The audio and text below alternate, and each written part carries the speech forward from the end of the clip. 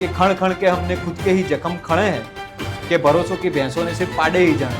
બે દિવસમાં કેમ આટલું પેનિક? અને ભૂતકાળની આ સરકારની જે નીતિઓ અને નિર્ણયો હતા એના છાપના લીધે આ વસ્તુ થઈ રહી છે. પ્રધાનમંત્રી રાત્રે ટીવી પર આવીને જાહેર કરી દે 500 રૂપિયા મળશે તોય ખરીદશું, જોઈએ તો અમને હિન્દુત્વવાદી ભાજપ સરકાર જ. હિન્દુઓ છે એના ઘર ડિમોલિશનમાં પડી રહ્યા છે. તો જેને નથી જરૂરી એ પણ સ્ટોક કરવા માટે પેટ્રોલ ભરે છે. કે ભૂતકાળની ઘટનાઓમાંથી એવું શીખવા મળે છે કે અહીંયા યુ ટર્ન ગમે ત્યારે લેવાઈ જઈ શકે. આત્મનિર્ભર ભારતની વાત કરવામાં આવે છે પણ એના પગલા ગ્રાઉન્ડ લેવલે કેટલા લેવામાં આવે? નાના જે ઉદ્યોગપતિઓ છે એમનું કચ્ચર ઘાણ વળી ગયું છે. પણ આત્મનિર્ભર ભારત ખાલી નાના લોકો માટે જ કેમ લાગુ પડે? હવે આત્મનિર્ભર ભારતની વાત જે કરી રહ્યા છે એમાં બહુ મોટો વિરોધાભાસ દેખાઈ રહ્યો. લોકો મુખ્યમંત્રીનું પણ સાંભળી નથી રહ્યા. ભરોસો કરવા સિવાય આપણી પાસે બીજો કોઈ વિકલ્પ છે નહીં. વર્ષોથી હવે ટેવ પડી ગઈ છે લાઈનમાં ઊભું રહેવાની, એટલે લાઈનમાં ઊભા રહેતા કર્યા કોણે?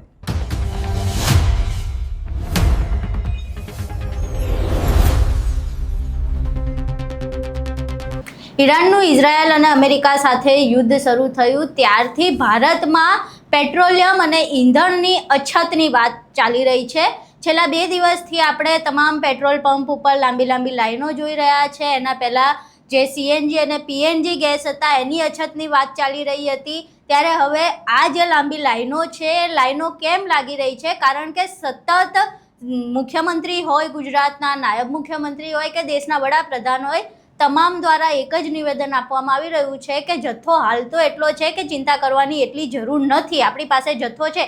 તેમ છતાં લોકો પેનિક શા માટે કરી રહ્યા છે? એવું તો શું 2 દિવસમાં, કારણ કે છેલ્લા 3 અઠવાડિયાથી યુદ્ધ ચાલી રહ્યું છે, તો છેલ્લા 2 દિવસમાં એવું તો શું બન્યું કે 12 વાગ્યા પછી બપોરથી જ આટલી લાંબી લાંબી લાઈનો જોવા મળી અને તમામ પેટ્રોલ પંપ ઉપર જાણે એટલું કીડિયારું ઉભરાઈ હોય એવી ભીડ જોવા મળી રહી છે. તમામ બાબત વિશે વિગતવાર ચર્ચા કરીશું. આપણી સાથે જોડાયા છે કોંગ્રેસ કાર્યકર એવા સુબોધ કુમુદ.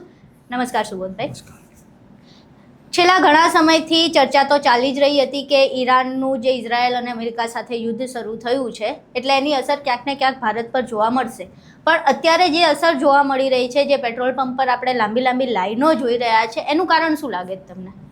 એ ક્યાંક ને ક્યાંક પ્રજાને આ સરકાર ઉપર, સરકાર ભલે ભરોસાની ભાજપ સરકાર એવા દાવાઓ કરતી હોય પણ પ્રજાનો આ સરકાર ઉપરનો વિશ્વાસ બતાવે છે કે એમ સરકાર ભલે આશ્વસ્ત કરી રહી છે પણ એક પ્રજાના જનમાનસમાં એક એવી છાપ ઘણી બધી ઘટનાઓના અંતે એવી ઉપસી છે કે ક્યાંક ને ક્યાંક એવું લાગી રહ્યું છે કે આ સરકાર આવી જ્યારે સંકટ સમયની ઘડી આવશે ત્યારે પ્રજાનો હાથ છોડી દેશે. એવી ભૂતકાળની ઘટનાઓ પરથી લોકોએ શીખ લીધેલી છે અને એનું જ આ પરિણામ છે કે સરકાર એક બાજુ આ રીતે આશ્વસ્ત કરી રહી છે પણ લોકોને એ જોઈએ એ પ્રમાણમાં વિશ્વાસ નથી અપાવી રહી.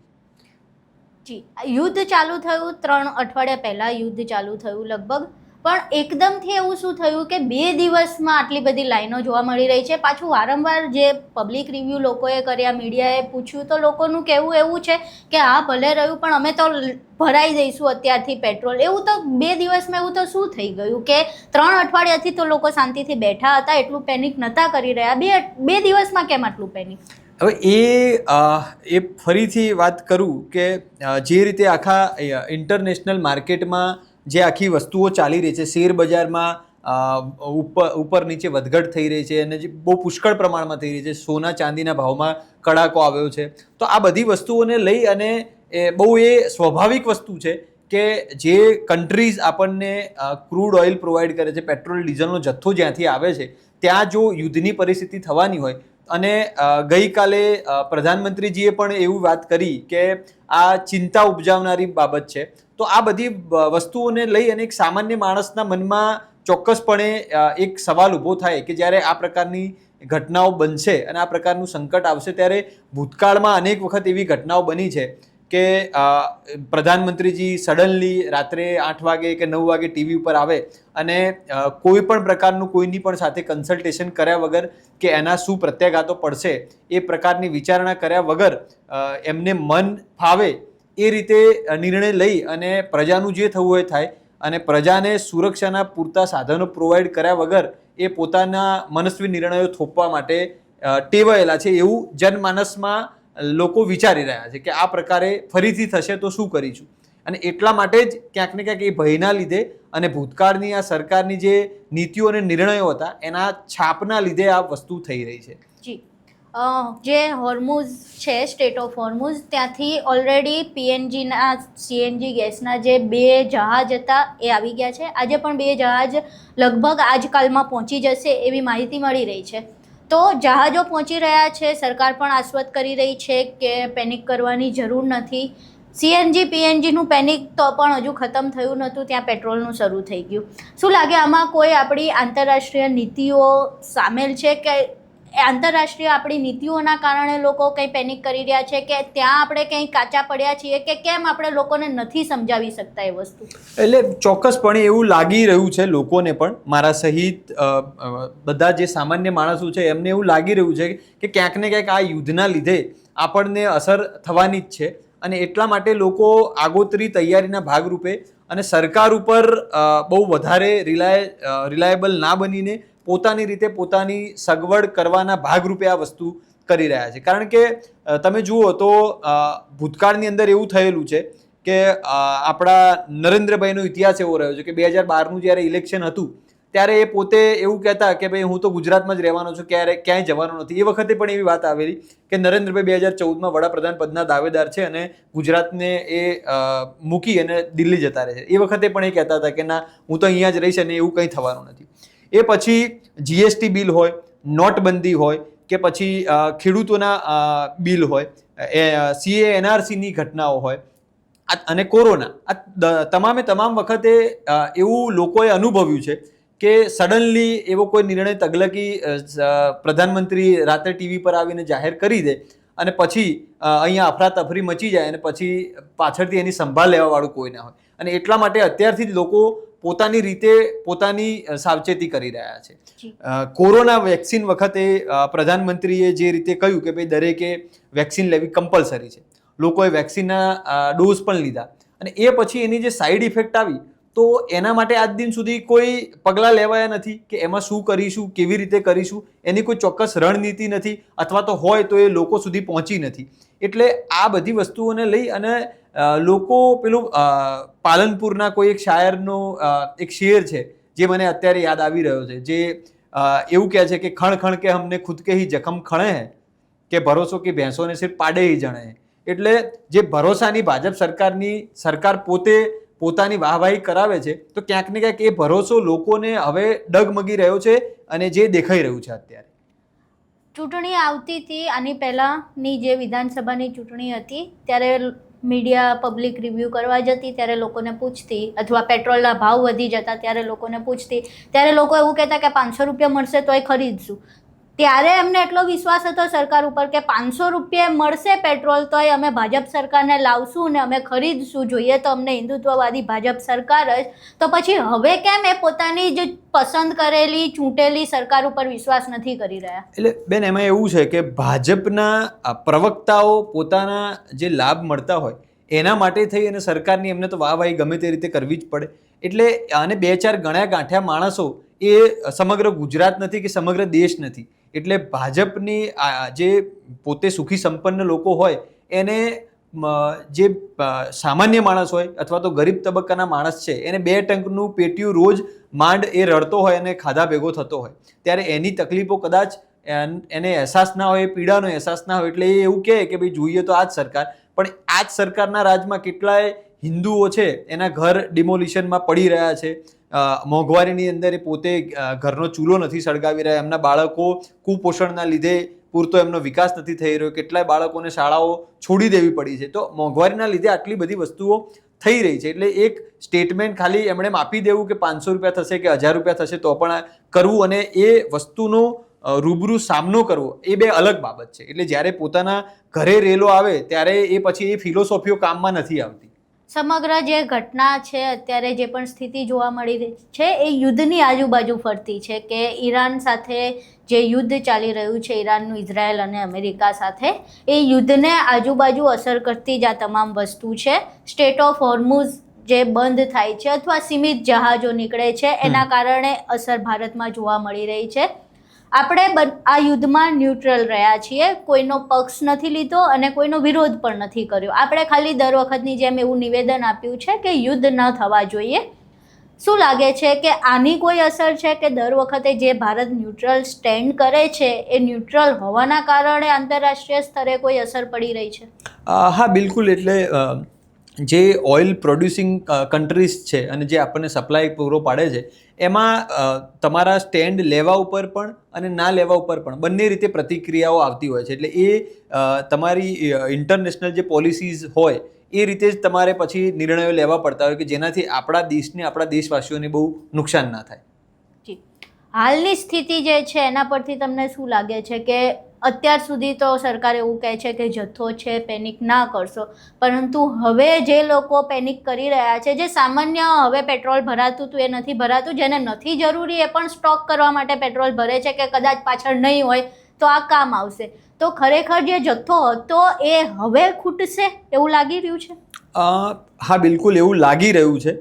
એટલે આ સંજોગોમાં તો સરકારે પોતે ખાલી મીડિયામાં આવી અને એક દાવાઓ કરવા કે લોકોને એક ઠાલા આશ્વાસન આપવા કરતાં કોઈ ચોક્કસ આંકડાઓ સાથે અને ચોક્કસ ફેક્ટ સાથે આવવું જોઈએ અને લોકોને આશ્વસ્ત કરવા જોઈએ કે સરકાર તમારી સાથે જ છે અને કોઈ પણ વસ્તુમાં જે સત્ય છે એ સત્ય બતાવી અને લોકોને વિશ્વાસમાં લેવા જોઈએ. અને મને એવું લાગે છે કે સરકાર જો પોતે સાચા મનથી કે કોઈ પણ છુપાવ્યા વગર પોતે જે સત્ય છે એ લોકો સામે ઉજાગર કરશે તો લોકો માનશે.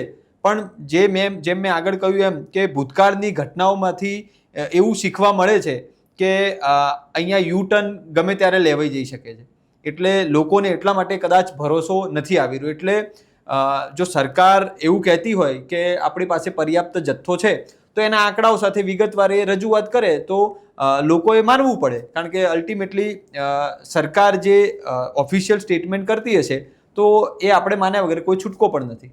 જી, આજે વડાપ્રધાન નરેન્દ્ર મોદીએ રાજ્યસભામાં સંબોધન કર્યું. એ સંબોધનમાં પણ એમણે આ પ્રકારની વાત કરી કે કદાચ પાછળ સ્થિતિ વણસી શકે એના માટે તૈયાર રહેવું જોઈએ. આ સિવાય એમણે એવું પણ કહ્યું કે આત્મનિર્ભર ભારત તરફ આપણે આગળ વધવું જોઈએ. આત્મનિર્ભર હઈશું તો પછી આવી કોઈ પણ પરિસ્થિતિ વિશ્વમાં સર્જાશે એની અસર આપણને નહીં પડે. આત્મનિર્ભર ભારતની વાત કરવામાં આવે છે પણ એના પગલાં ગ્રાઉન્ડ લેવલે કેટલા લેવામાં આવે છે, શું લાગે તમને? એટલે આત્મનિર્ભર ભારત હોય, મેક ઇન ઇન્ડિયા હોય, આ બધી વસ્તુઓ એક સ્લોગન તરીકે ના રહે અને વાસ્તવમાં નીચે જમીન ઉપર એની કંઈક અસર આવે એના માટે પ્રયત્નો જેટલા પ્રમાણમાં થવા જોઈએ જે થયા નથી. કેટલાય લઘુ ઉદ્યોગો જીએસટી ને બધા ઘણા બધા કારણોસર બંધ થઈ ગયા છે. મોટા મોટા જે ઉદ્યોગપતિઓ હોય એની લાખો અબજો કરોડોની લોનો માફ થઈ જતી હોય, જ્યારે લઘુ ઉદ્યોગોવાળા હોય એ બધાને તો એમની એમ તકલીફો રહે છે કારણ કે ત્યાંથી પાર્ટી ફંડ એટલા પ્રમાણમાં કદાચ સરકારને નહીં મળતું હોય એને એટલા માટે એમની કોઈ કેર કરનારું નથી. એટલે 2-4 મોટા ઉદ્યોગપતિઓને સાચવી લેવાની નીતિના લીધે નાના નાના જે ઉદ્યોગપતિઓ છે એમનું કચ્ચર ઘાણ વળી ગયો છે. એટલે સરકાર જો ઈચ્છે અને ખરેખરમાં આત્મનિર્ભર ભારત કરવું હોય તો એ ફક્ત શબ્દોમાં નહીં પણ એ નીતિઓમાં અને જે ખરેખર નાના ઉદ્યોગકારો છે એમના સુધી એનો લાભ પહોંચાડવા પ્રયત્ન કરવો જોઈએ, જે કદાચ નથી થયું. બીજી વસ્તુ, આત્મનિર્ભર ભારત બનવા માટે હાલના ક્રાઇસિસને જોઈએ તો એક એવી વસ્તુ છે કે કદાચ પેટ્રોલ ડીઝલની બદલે આપણે ઈ વ્હીકલ વાપરીએ અથવા ઈવી ગાડીઓ વાપરીએ. એની માટે જોઈએ આપણે ચાર્જિંગ અને ઇલેક્ટ્રિસિટીથી આવે. હવે જે ઇલેક્ટ્રિસિટી અત્યાર સુધી ભારત સરકાર પોતે જનરેટ કરતી હતી, છેલ્લા ઘણા સમયોથી એ ઇલેક્ટ્રિસિટી અદાણી જનરેટ કરે છે, ટોરેન્ટ પાવર જેવી કંપનીઝ જનરેટ કરે છે ને પછી સરકાર એમના જોડેથી ઇલેક્ટ્રિસિટી ખરીદીને આપણે આપે છે. તો જે ક્રાઇસિસ ઇન્ટરનેશનલ લેવલથી ક્રૂડ ઓઇલ લઈને આવવામાં જે મોંઘવારી આપણને નડે છે તો એ ક્રાઇસિસ બની શકે ને કે પછી તકનો લાભ લઈને આ ઉદ્યોગપતિઓ પણ વધારે ભાવે યુનિટ આપીને પાછું હતી તો પરિસ્થિતિ એની એ જ થવાની છે. કારણ કે આત્મનિર્ભર બન્યા પછી પાછું આપણે તો એ ઉદ્યોગપતિઓના ભરોસે જ રહીશું. એટલે અલ્ટિમેટલી વસ્તુ એ જ થઈ રહી છે કે તમે જે સરકારી સંસ્થાઓ હતી એ એનું પ્રાઇવેટાઇઝેશન કરી રહ્યા છો. પ્રાઇવેટાઇઝેશન કર્યા પછી જે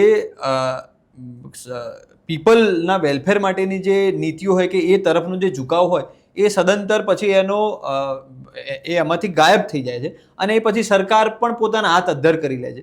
એટલે જ્યારે આત્મનિર્ભર ભારતની વાત છે એ લાંબા ગાળાની યોજનાઓ છે. પણ જ્યારે હાલના નજીકના અને વર્તમાન ઇશ્યુઝ હોય એને કેવી રીતે સોર્ટ આઉટ કરીશું એ દિશામાં સરકાર કોઈ નક્કર પગલાં નથી લઈ રહી. એટલે દરેક વખત એવું થાય છે કે જ્યારે પણ હાલના વર્તમાન ઇશ્યુ પરની કે એની કોઈ વાત હોય તો દૂરની વાત કરીને પેલો હથેળીમાં ચાંદ બતાવવા જેવી વાત કરી દે છે. પણ આત્મનિર્ભર ભારત ખાલી નાના લોકો માટે જ કેમ લાગુ પડે? સરકારે પોતે પણ તો આત્મનિર્ભર બનવું પડશે ને. સરકાર ક્યાં સુધી કોન્ટ્રાક્ટ અને અન્ય કંપનીઓના ભરોસે બેસશે? એટલે એમાં તો એવું થઈ રહ્યું છે અત્યારે તો કે અત્યાર સુધી જે કોંગ્રેસના રાજમાં જેટલી પણ સંસ્થાઓ સ્થપાઈ તો સાચા અર્થમાં તો સરકાર જોડે પોતે એનો કબજો હતો, એટલે આત્મનિર્ભર ભારત તો એ હતું. અત્યારે તો એક પછી એક જે સરકારી સંસ્થાનો હતા એનું પ્રાઇવેટાઇઝેશન થઈ રહ્યું છે અથવા તો બંધ કરી દેવામાં આવ્યા છે. તો આ સંજોગોમાં હવે આત્મનિર્ભર ભારતની વાત જે કરી રહ્યા છે એમાં બહુ મોટો વિરોધાભાસ દેખાઈ રહ્યો છે મને તો. હવે આગળની પરિસ્થિતિ શું લાગે છે? કે અત્યારે તો પેટ્રોલ પંપો પર લાઈનો છે, લોકો તો સમજવા તૈયાર જ નથી, કારણ કે મુખ્યમંત્રી સુદ્ધા કહી દીધું કે આજે નિવેદન આપીને કે પેનિક ના કરશો, તેમ છતાં હાલની તારીખે અત્યારના સમયે બાર પેટ્રોલ પંપ પર એટલી જ લાઈન છે, એટલી જ ભીડ છે, જાણે કીડિયારું ઉભરાઈ રહ્યું હોય એવી જ સ્થિતિ છે. લોકો મુખ્યમંત્રીનું પણ સાંભળી નથી રહ્યા. તો હવે શું કરવાનું આગળ? એટલે હાલ તો એમાં એવું છે કે સરકાર જે છે અને જે આપણને વિશ્વાસ અપાવી રહી છે એની વાત ઉપર ભરોસો કરવા સિવાય આપણી પાસે બીજો કોઈ વિકલ્પ છે નહીં. એટલે લોકોએ સરકાર જે સ્ટેટમેન્ટ કરી રહી છે એની ઉપર ભરોસો કરવાનો પ્રયત્ન કરવો જોઈએ, પણ સામે પક્ષે સરકારે પણ એ પ્રકારે લોકોને આશ્વસ્ત કરવા જોઈએ સત્ય આધારિત આંકડાઓ સાથે કે આ એકચ્યુઅલ પરિસ્થિતિ છે ને આપણે અહીંયા ઊભા છીએ. કારણ કે થઈ એવું રહ્યું છે કે અહીંયા એક બાજુ આશ્વાસન આપવામાં આવે છે અને પ્રધાનમંત્રી નરેન્દ્રભાઈની વાત પરથી એવું પણ લાગી રહ્યું છે કે સ્થિતિ એ ચિંતાજનક પણ છે અને લાંબા ગાળા માટે આપણે તૈયાર રહેવાનું છે. એટલે સામાન્ય માણસ જે પોતે એટલો પોલિટિકલી અવેર કદાચ ના પણ હોય તો એ એટલું લાંબુ કેવી રીતે ઇન્ટરપ્રિટેશન કરવાનું કે આ જે પ્રધાનમંત્રી લાંબા ગાળાના તૈયારીના ભાગરૂપે વાત કરી રહ્યા છે તો એ કઈ તૈયારી અને કેવી તૈયારી અને એમાં લોકોએ શું કરવાનું છે, સરકાર શું કરશે, એ બધું જ્યારે સ્પષ્ટતા થશે ત્યારે કદાચ લોકો પોતે એ આશ્વસ્ત થશે. પણ હાલના સંજોગોમાં તો એવું લાગી રહ્યું છે કે સરકારે હજી થોડા વધારે પ્રયત્નો કરવા જોઈએ અને લોકો સુધી સત્ય વાત પહોંચાડવી જોઈએ. આજે વિધાનસભાનો મુદ્દો યુસીસી રહ્યો. આખા રાજ્યભરમાં પેટ્રોલ ડીઝલને લઈને બૂમો પડી રહી છે, તો પછી યુસીસી બિલ લાવવાની આટલી ઉતાવળ કેમ કરી? શા માટે વિધાનસભામાં એ મુદ્દે ચર્ચા ન કરવામાં આવી ને વિધાનસભામાં લોકોને આશ્વાસન ન આપવામાં આવ્યું? વિધાનસભા દ્વારા આંકડાકીય માહિતી આપીને લોકોને આશ્વાસન ન આપવામાં આવ્યું, કારણ કે લોકો હજુ વિશ્વાસ કરવા તો તૈયાર જ નથી. એટલે એ બતાવે છે કે સરકારની પ્રાયોરિટી શું છે અને સરકારને શું જોઈએ છે.